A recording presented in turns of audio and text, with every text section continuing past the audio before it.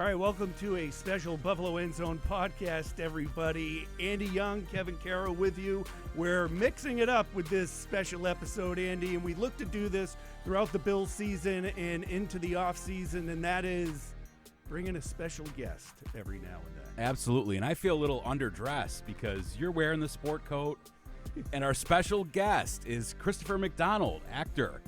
Famous from Happy Gilmore. We are happy to have him here and happy to have Shooter McGavin in the house and a big Bills fan as well. Talk a little bit about just being here in Western New York and what that's like for you. I love me some Buffalo. I've always loved Buffalo. I grew up here in the Finger Lakes area, and it's great to be on this program right here because you guys rock. Secondly, we've had so many close calls, and I just pray every year, like every Buffalo Bills fan, this is our year. That That's kind right. of thing. Yeah, That's right. So we're going to dive right into this. I had the pleasure of going out with you and your group, a group of awesome guys, I believe from the Rochester area, out there in the Jim Kelly tournament. You let me ride alongside you, film a little bit of it. And Chris, amazing to me how you just grab on to the Shooter McGavin.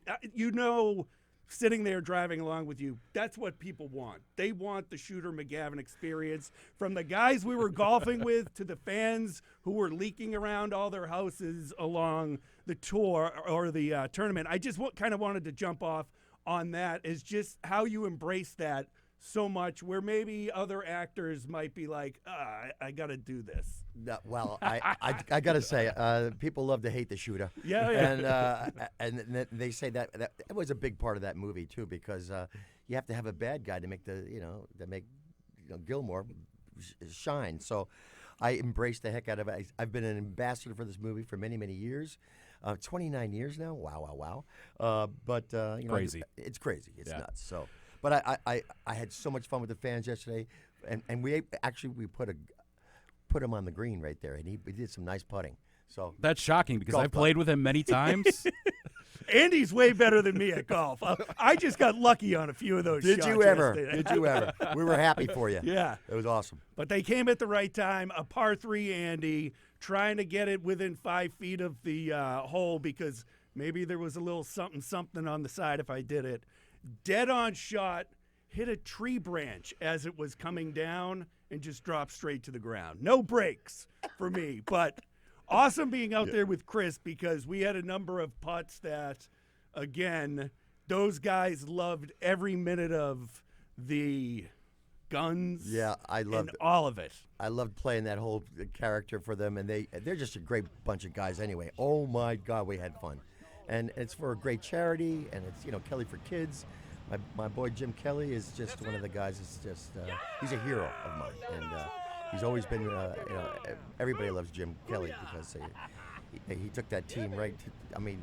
In his heyday, nobody was better.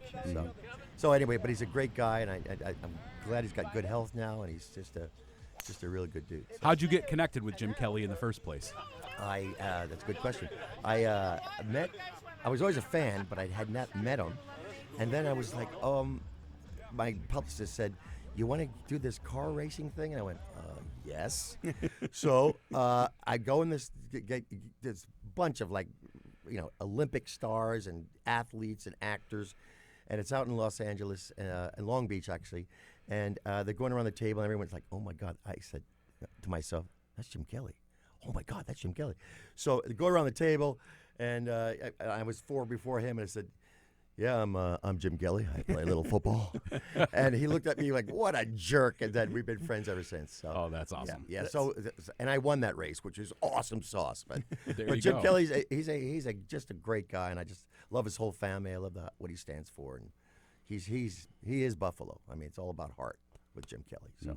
And you do other charity tournaments throughout the year, right? I mean, do. I'm sure it's in high demand to have Shooter McGavin show up for the fans for anything in all these great causes out there that they're connected to. Absolutely. We raised a lot of money for charities and Make-A-Wish Foundation, and I do Patrick Warburton's event, which is huge in Palm Springs, and a lot of different tournaments, which is great. And it's all for a great cause. So, yeah, I'm happy to do it. If I have free time, I'm there. real quick. How's your hand doing? Not bad. Okay. It was bad yesterday.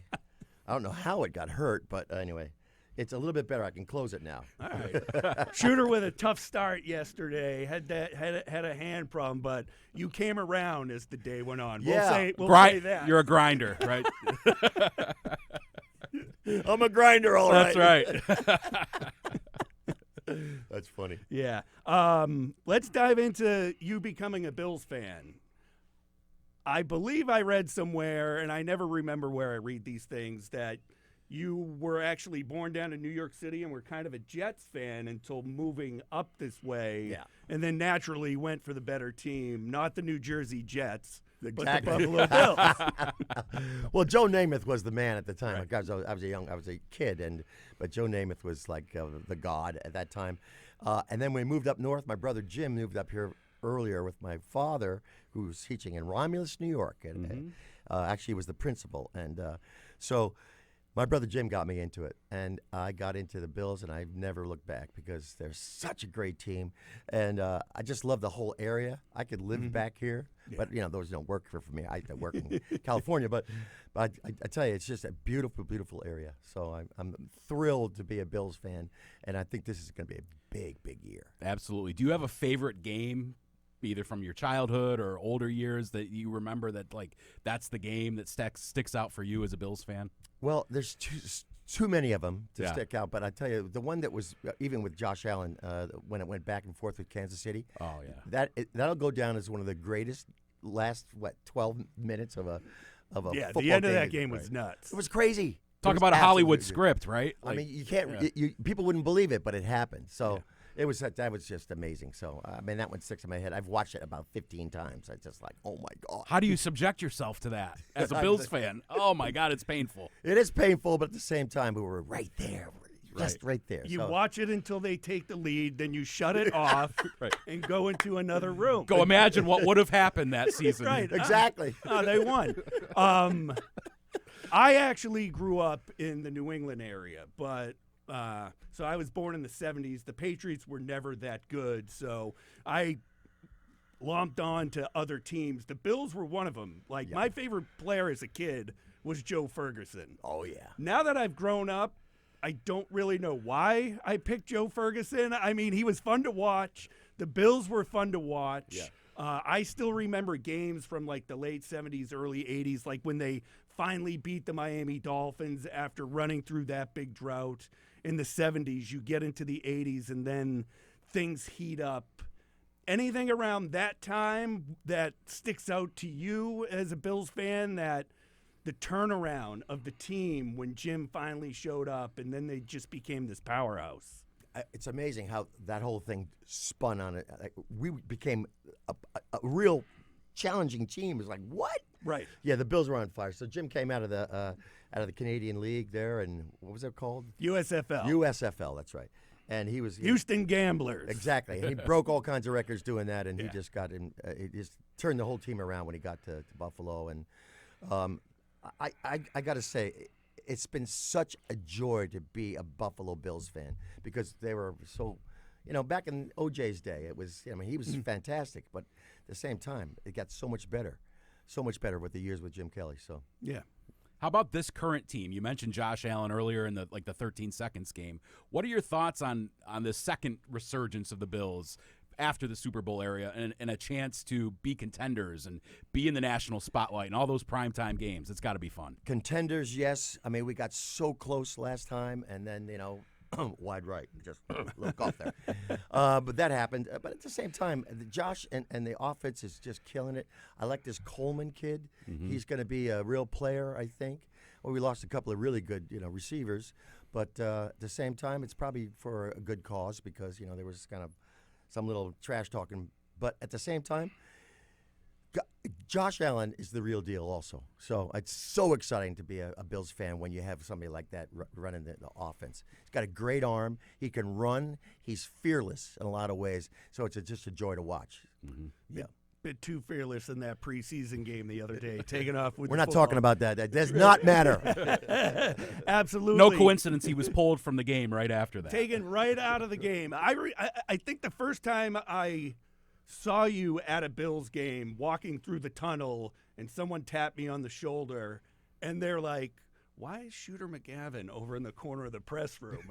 And I was like, wait, what? And then it leaked around that you were friends with Jim. But I think the team really stunk back then the first time I saw you. I've seen you in the tunnel since then. But what's it like maybe coming all the way out here from California to watch a bad team to now coming out all the way from California to now watch your team be one of the darlings of the NFL? That's a really good question too.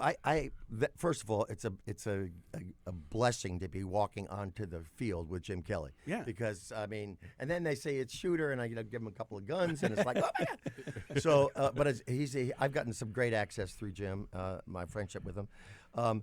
The team at that time was not very good, but at the same time, it turns around on a dime. Mm-hmm. A couple of we have our teams that we don't like the Jets, like Miami Dolphins. We want to squish the fish. We want the Jets to go down. The Patriots all those years. How many years do they have to beat us? I mean, oh my God! And then of course he left, and then anyway. But it's just they're on fire, I think, and I think these pre-games really don't matter, and whatever happened. But wow, I think we're stacked. I like it a lot this year. So I just love being a fan, and for all those great Buffalo Bill fans out there. Oh my God, the Bills, they're in rare form now. Yeah, I'm one of those guys. Sometimes less is more. Sometimes you take Stephon Diggs out of the mix and bring other players in, and maybe that at the end of the day, Diggs' role was to get Josh Allen to become elite, and now it's Allen who's where he is, and now it's Josh Allen's turn to make players around him better and get the team to the Super Bowl. Yeah. I wanted to ask you, how much fun do you have kind of interacting with both the old-time Bills and you get to meet some of the new players and kind of just really enjoying that, and also being, amidst the fans, too? That's all got to be awesome. Well, that's what all yesterday was about for me. Yeah. I was like to see Bruce Smith go, oh, my God, Bruce Smith. Just one of the greatest guys ever, and what a player he was. Mm-hmm. I mean, that man ran the defense. So it's a thrill. It's a thrill to be around these guys that I've worshipped for many, many, many seasons, and it's just and to have a little bit of pizzazz in myself for being known as a golfer. So, but oh boy, we had so much fun yesterday. Yeah, we had so much fun. But they're great guys, and I love to see them out there and. As many times as you go out there, because Jim brings in a lot of different people, actors, other athletes. I'm a Red Sox fan. I think 3 years ago, Johnny Damon walked by me, and I was like, oh, my God. Like, as much as you're used to and what we do for a living, being around star athletes, when it's an athlete you remember from when you were younger, it elevates it that much. That's well said. Yeah, absolutely. Johnny Damon, I when I met him also, he had the Yankees ring and the Boston ring. It was like it's got to be like two magnets pushing against each other there. Massive rings. Right. He has massive hands too. It was like, whoa. So it was too funny. Awesome. Let's get into Happy Gilmore. We'll start with the original. I was in college when it came out, so I enjoyed it a number of times in a different way than how I normally would be watching it. College days. Oh, But yeah. like bartending, we'd get home at 3 in the morning and be like, let's put Happy Gilmore in and just chill until 5 in the morning when you go to bed in the service industry. But give us a little insight on how the set was while you were there, because it looked, Adam Sandler's a lot of fun. The cast is just amazing in that. A lot of ad lib, a lot of fun during the filming of the movie, or did Adam kind of have it, this is how I want it to go? I don't see him doing that, but then again, I don't know him. You do. Well, Adam is very successful for a reason. He's got a huge heart. He's a great guy.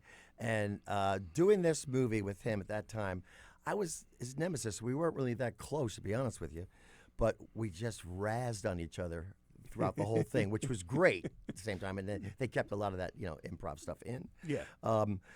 The movie, Julie Bowen, who played, oh gosh, she's so beautiful.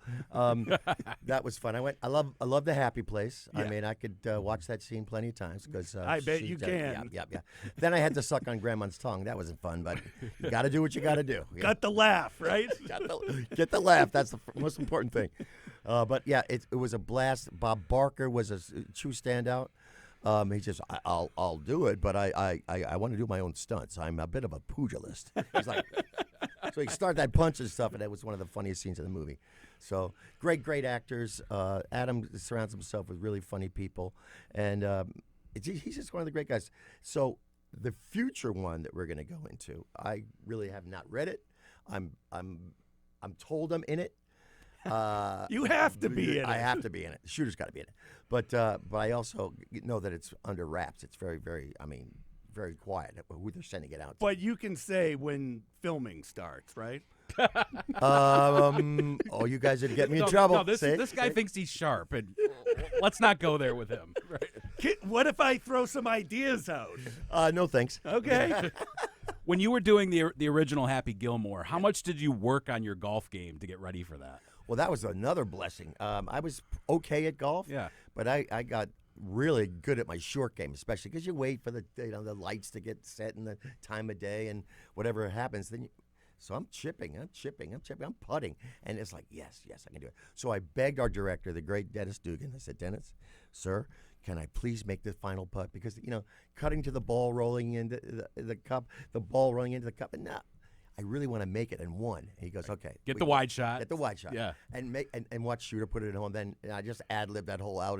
Choke on that, baby. And I just went, because it took me about 5 tries to do it because it wasn't on a green. It was a botanical garden. Okay. Yeah, because, who's going to let a tower fall down your golf course? And Right. VW, smash stuff. Anyway, so I was really glad he let me do that. And that kind of stuff makes it for me in that movie. So Awesome. You often have played the antagonist in a lot of your roles. How do you get yourself in that place? Well, it comes naturally. No, actually, I've embraced it because that's what they want me to do, and that's what Hollywood says. When you do something as an antagonist, you're really good at it. They want you to repeat it. So I try to mix it up. Right, the show that I'm doing right now, I'm opposite of that. It's I play Marty in this great series about a comic woman. Jean Smart plays it. She's won tons of awards for it. Anyway, that kind of thing is so different. Hacks, it's called. So different from all the bad guys I've played. Mm-hmm. And it's really fun to play a bad guy. And I'm a really good guy. I mean, I think I am anyway. But just to play those guys, it's like it's giving carte blanche to be a real jerk. And every movie needs one. Mm-hmm. Because without that kind of thing, then your hero doesn't. You have to step up the hero there.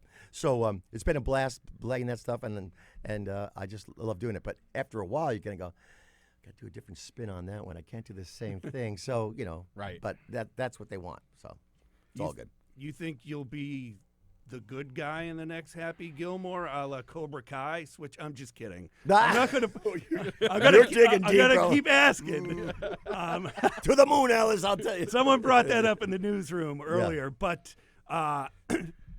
I've been watching Hacks. You're actually one of the more likable characters to me in Hacks. Love the lobster billboard or crab billboard you put up. We won't get into that here, but the show's great. I'm a big fan of stand-up comic. Try to figure out, I'm debating in the back of my head, is this supposed to be Joan Rivers? Is this supposed to be Roseanne Barr?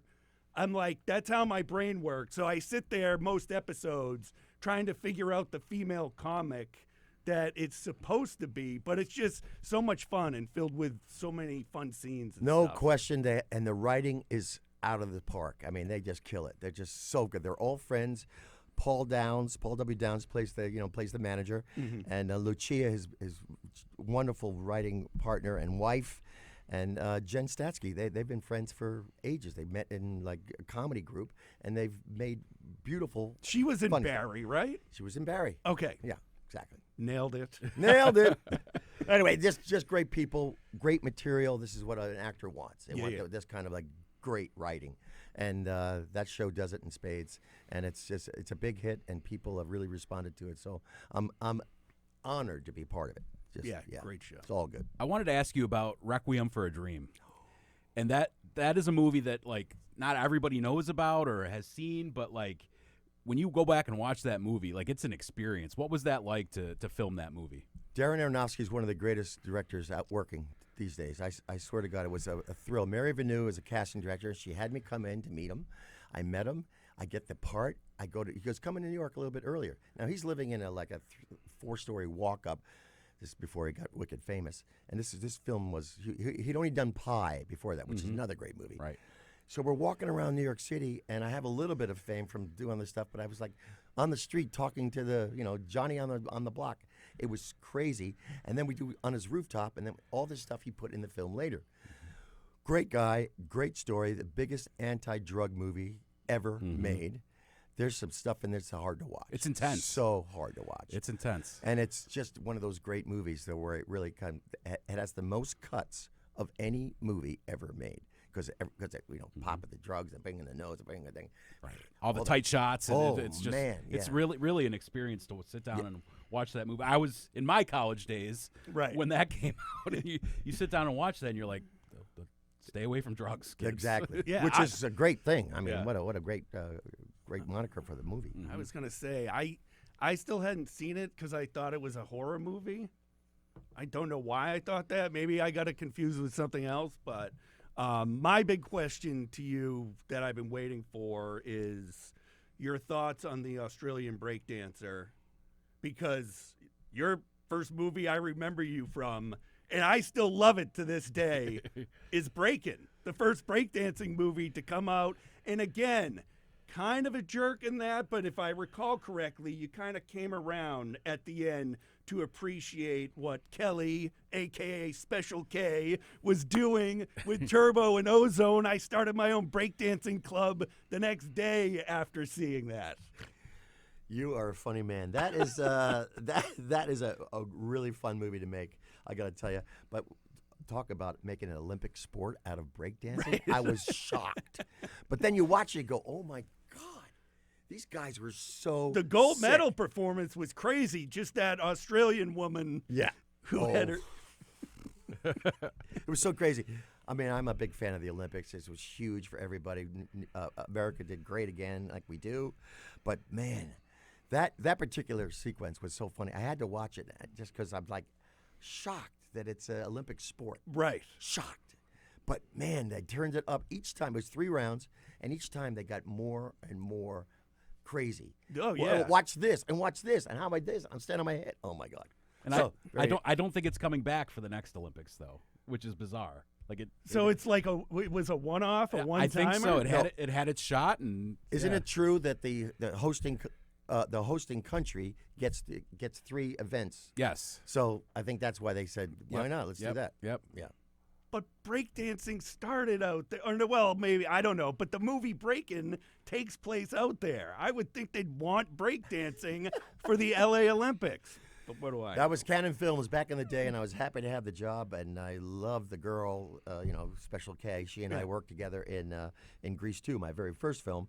And, boy, she's a delight. And then Shabadoo, and I mean, he's no longer with us, God love him. But, wow. Yeah.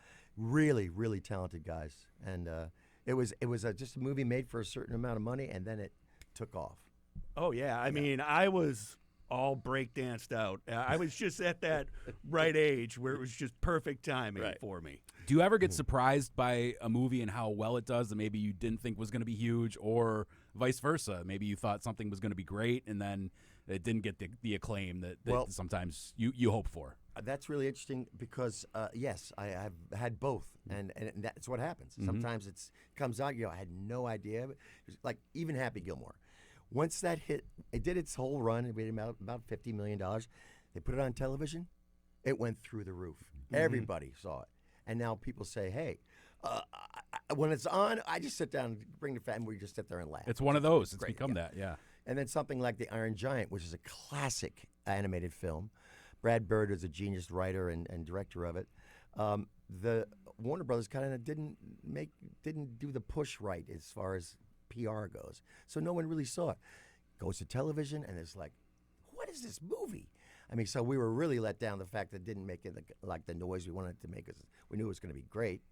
But it's a classic movie. It's one of the favorite things I've ever done, and it blew up because of television. Mm-hmm. That's the thing. So you never know. Yeah, You never know. Right. Speaking of hits, Thelma and Louise, maybe overshadowed by Brad Pitt a little bit. Something about abs. Something about abs. I got an ab. I mean, what the hell? I mean, no, Brad. That was a real breakout role for him. Because we talked yesterday. You talked about racing cars, and I asked you, is there like a movie out there or a genre of a movie you'd like to be in, like you have Happy Gilmore golf movie, but there are race car movies and stuff like that. And you mentioned Brad Pitt. I think there's something in the works there. He's got a big film coming out about being a race car driver, and it's going back to like the classic, like Steve McQueen doing Le Mans or something. So it's already pretty sexy being a race car driver. But you put Brad Pitt in it, it's gonna get all kinds of eyes on it. And then there's the Ferrari. That movie Ferrari was so good.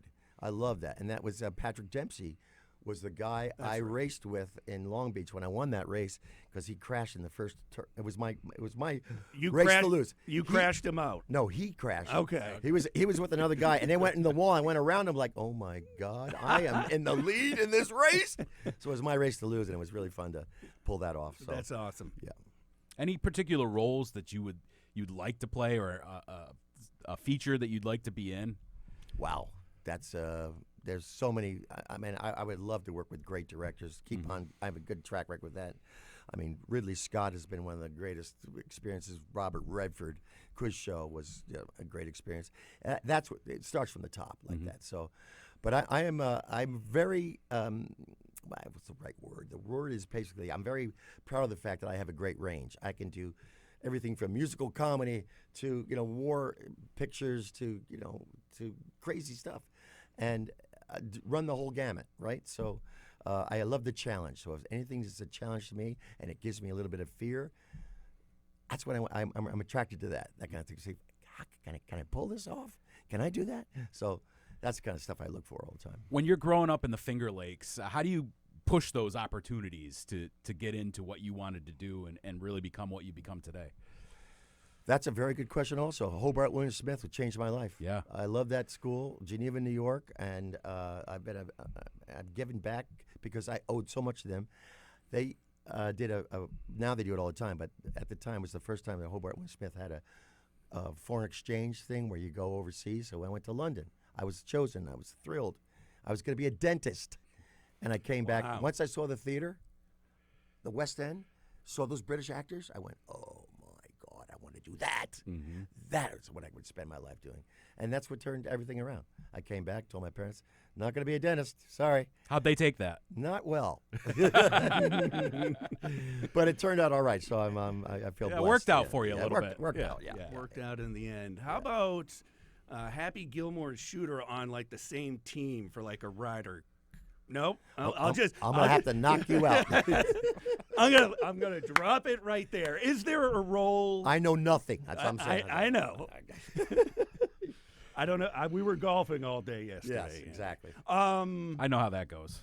Is there a role in a film that you saw that you're not in that you were like, oh, I would have been perfect for that role in any movie that's... Well, I've coveted a lot of roles that I've seen really good actors do, but I don't think that way. God, Right. I would be great in that part. I would say, well, they did a great job. I'm a big fan of a lot of actor friends of mine. They're just very, very successful. And when I see them turning up and knocking it out of the park, I'm just happy for them. It's fantastic. But sure, I look at them and go, yeah, I could have done that. I wish I was up for that. Because you get a shot, and then you're in something really huge. So. My dad was telling me that you're not the meteorologist in A Perfect Storm. So I grew up in New England. That whole storm was like a huge deal. I remember all of it, how it played out. And I'm like, he most definitely is, because he has a donut stuffed in his mouth. And the producer of yours had the worst fake Boston accent I could ever recall. But it's like I'm going down your catalog, and I'm like, each movie, I'm like, Perfect storm. That's right. He was the meteorologist who said all these fronts were coming in. I was the only actor who stayed dry in that movie. Yeah, because, but what a great movie! Clooney and Mark, they killed it, and another great director too. So, but that was a really interesting thing. I was doing a series at the time, and they said we really want Chris McDonald to play this part, so I came in on a weekend and did it. And it's like, what? Okay, Bang. awesome. It could be the perfect storm. So there you have it, Dad. Question asked, question answered. Good stuff. So we know you're a Bills fan. Yeah. What else sports-wise? Did I read correctly? You did play football at Hobart? I did. Got a little scholarship there for football. Did not even try golf at that time. I got you. Yeah, but when I hit my early 20s after I got out of college, I thought, well, I'll take this game up. Yeah. But here's the hardest part was the first set of clubs I got, my then agent said, hey, I'll sell you my dad's set. I went, okay. So what I didn't know anything better. There were blades. There were and the sweet spot the size of a dime. And I hated it because I was like, this is the hardest game ever. Yeah. And then I found out, like, oh, there's other clubs you can get that aren't blades that they can, Right. give you a little bit more. Oh, my God. You're playing with like Ben Hogan's clubs. The original one's made in Scotland. No. That's what he had yesterday. Yesterday I had it. There we go. I had a club I called. did not know that. I love it. I had a club called the E Club. Yeah. What the hell is an E Club? Ben Hogan. Yeah. Oh, my God. That's fantastic. Too funny. But now I have PXGs, which is clubs. Parson Extreme Golf. I want to tell you, sweet, fitted. So it is a game changer right there. Yeah, yeah. It's huge. Yeah. People don't realize that getting fitted for golf clubs. I've never done it. It really, I got fitted for mine. You saw my game stunk before. It still stinks. It just stinks a little less now that I got fitted for clubs. Less of a stench. Right. Game. Yeah, exactly. Yep. That's funny. But like other sports, are you like big into any other sports other than football and the Bills? I love baseball. Yeah. I mean, that is these pitchers these days. They're throwing like wicked hard, and I follow them because I can't imagine. I played in high school, but you see that ball coming in at 100 miles an hour. You go, how in that? And they're throwing that for 7-8 innings. You go, they're off the hook. Dodgers fan? Doyers. Yes. Yeah, they're awesome. Also a Yankees fan because that's, my mom was one of the people that kept stats. She loved the game so much. That's crazy, yeah. Well, she kept her own book. Oh, yeah. Oh, that's awesome. So I used to go with her, and like it was a thrill to watch because she knew everybody and all their stats, and she would write it down, and so I became a fan. So, Awesome. Yeah.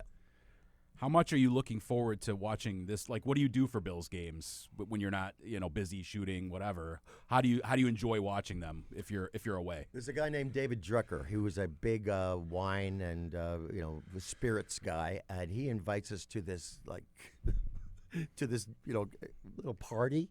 All right. That happens before the game, and I gotta say, that's one of the things I look forward to. It's unbelievable. He's got 400 people standing there, and he's the best of the best, and we're all cheering for the Bills, and that's a good way to start. Then you go in, you sit in Jim Kelly's box, and go, my life doesn't suck. This is pretty good. Yeah. Right. Yeah, and then you watch the game, and they got really close. When I was there after the Giants game, that was a close game. Mm-hmm. That was last season, but this season I'm going to come in. I'm going to see Kansas City get beat here in Buffalo.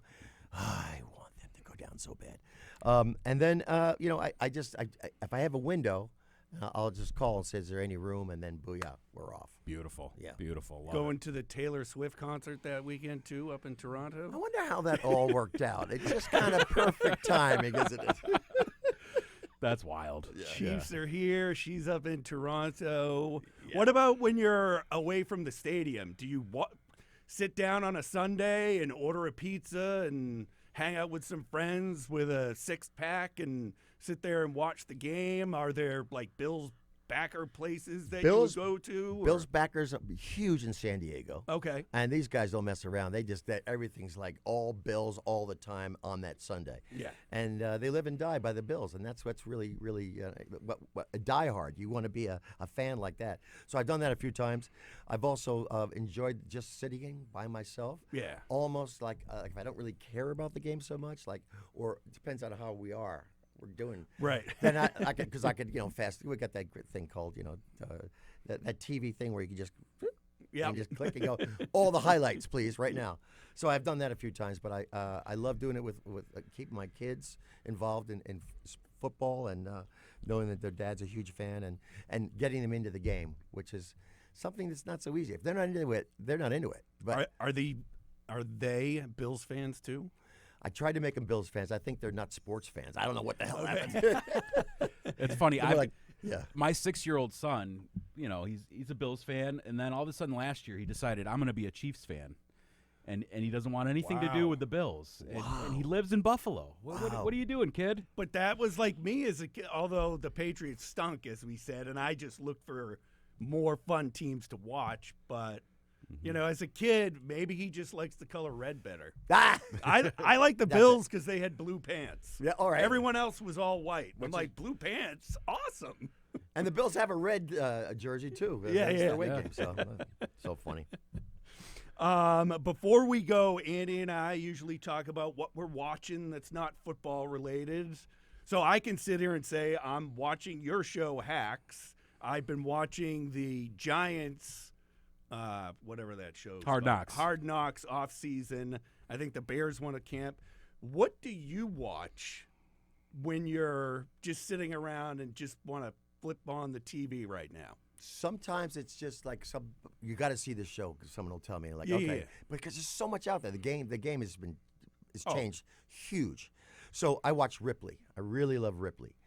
It's a show that's like it's got maybe 8 episodes or something like that. It's fantastic. The writing and television. All these writers want to.